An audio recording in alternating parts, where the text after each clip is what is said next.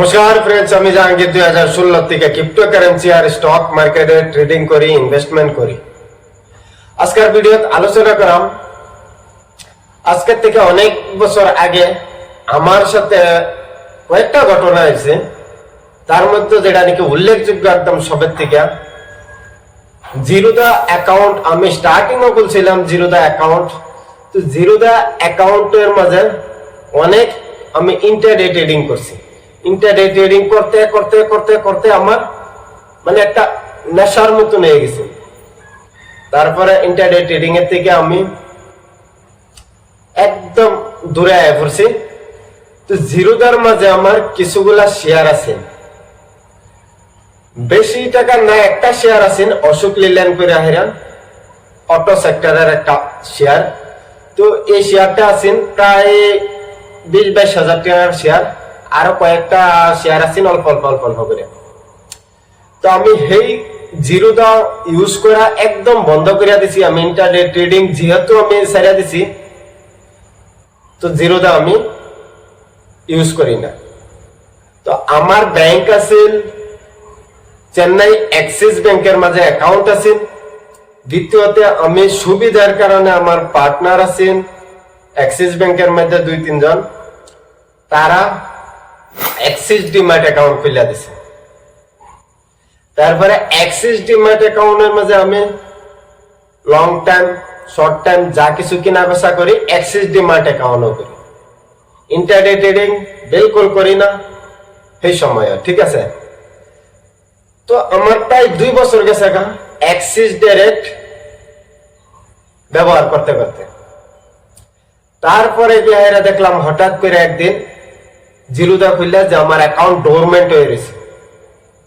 ডোরমেন্ট হয়ে গেছে প্রায় 700 কত টাকা ফাইন হয়ে গেছে।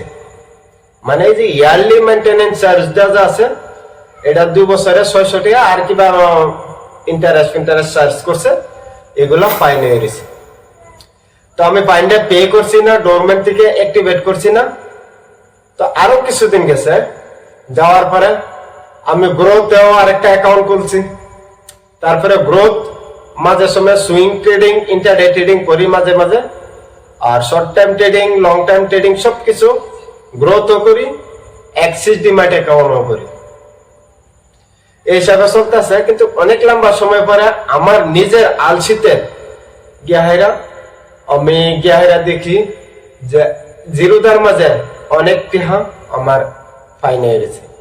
তারপরে বাধ্যতামূলক হেরা জিরোদার কাছে ফোন করলাম, কাস্টমার কেয়ার ফোন করে হেরা আমি সব গাইডেন্স নিয়ে তারপরে দেখলাম না এই যেটা ফাইন আছে পেনাল্টি আছে এটা পে করতে লাগবে। তারপরে পে করলাম, করার পরে আমি যে শেয়ারটি আছে এই শেয়ারটি বেচে তারপরে পয়সা নিলাম জিরোদার কাছ থেকে, ঠিক আছে।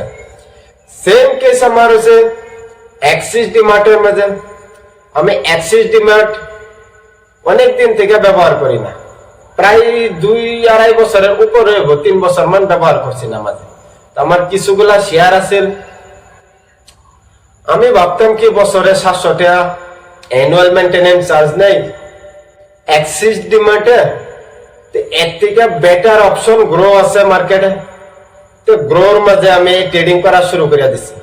কিন্তু অ্যাক্সিস ডিম্যাটের মধ্যে আমার অনেকগুলা শেয়ার আছে, আর অ্যাক্সিস ডিম্যাটে ট্রেডিং করলে যেহেতু এই জায়গায় ফিসটাও বেশি, ব্রোকারেজ বেশি, ঠিক আছে। তো ডিসকাউন্ট ব্রোকার সবের থেকে ভালো বর্তমান অনেকগুলো আছে আমার লেগে গ্রো।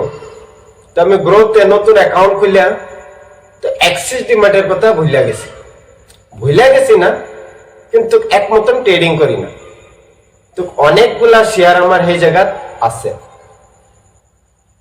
তো আমি দেখছি যে অ্যাকাউন্ট আমার অ্যাক্সিস ডাইরেক্টের লগে লিংক আছে অ্যাক্সিস ব্যাংকের অ্যাকাউন্টে। তো সেই অ্যাকাউন্টত আমার লগভগ 10,000 টাকার মতন ডিপোজিট আছে।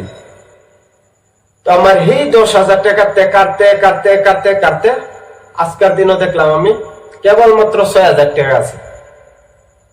4,000 টাকায় একমাত্র খালি অ্যাক্সিস ডিমার্টের ফিসের মধ্যে ডেবিট হচ্ছে প্রত্যেক বছরে বছরে বছরে বছরে এর লেগাই আমি এটাই জানাইতাম চাই যে ব্রোকারে আপনি কাজ করেন অ্যাক্টিভলি, বাকি দরকার যে ব্রোকারের অ্যাকাউন্ট আপনার দরকার, যে ডিম্যাট অ্যাকাউন্ট ট্রেডিং অ্যাকাউন্টটা দরকার, ইম্পর্টেন্ট, ডেইলি বেসিসে আপনি কাম করেন, বাই সেল করেন, এই অ্যাকাউন্টটা রাখবেন। আর আনএক্টিভ অ্যাকাউন্ট কিনদিন রাখবেন না, ক্লোজ করে দিবেন, নাহলে ভবিষ্যতে যতটা ফাইন হইব, বাকি অ্যানুয়াল মেইনটেনেন্স চার্জ হইব, সবগুলা দিতে লাগবে, একসময় না একসময় পে করতে লাগবে আপনার। এরকম আমার পার্টনার চেন্নাই থাকা অবস্থা একজনের কাছে সেম কেস হয়েছে, একটা ব্রোকার অ্যাকাউন্ট রেখা আরেকটা ব্রোকার অ্যাকাউন্টের লগে হ্যাঁ অ্যাক্টিভলি কাম করতেছে। তারপরে 3-4 বছর পরে গিয়ে দেখা যায় এই ব্রোকারের অ্যাকাউন্টের কাছে অলরেডি তার ফাইন হয়ে গেছে। তারপরে কি করব, যে দেওয়ার একদম বাধ্যতামূলক, দিতেই লাগছে। ঠিক আছে, আমরা যদি কই না দিতাম না, এই ফাইনটা দিতাম না, তাহলে এটা কিন্তু ঠিক না।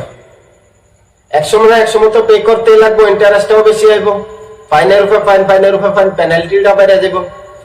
তাহলে দরকার কি, সময় থাকতে আমরা দেয়া দিই। অ্যানুয়াল মেইনটেনেন্স চার্জ যে ব্রোকারের যতটুকু আছে দেয়া দিই। আমি যেহেতু জিরোদা চালাইতাম 300 নিত ইয়ারলি, অ্যাক্সিস ডিমার্টে 700, আর গ্রোথে 1 টাকাও নেয় না।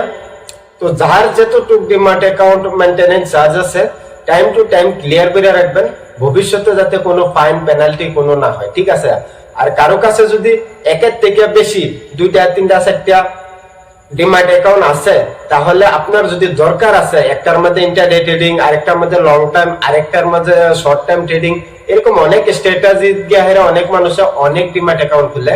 তো এরকম যদি থাকে তো সময়ে সময়ে সময়ে সময়ে সময়ে সবগুলার অ্যানুয়াল মেইনটেনেন্স চার্জ যেটা আছে, ফিস আছে, দিয়ে ক্লিয়ার রাখবেন। ঠিক আছে, আশা করছি ভিডিওটা ভালো লাগছে।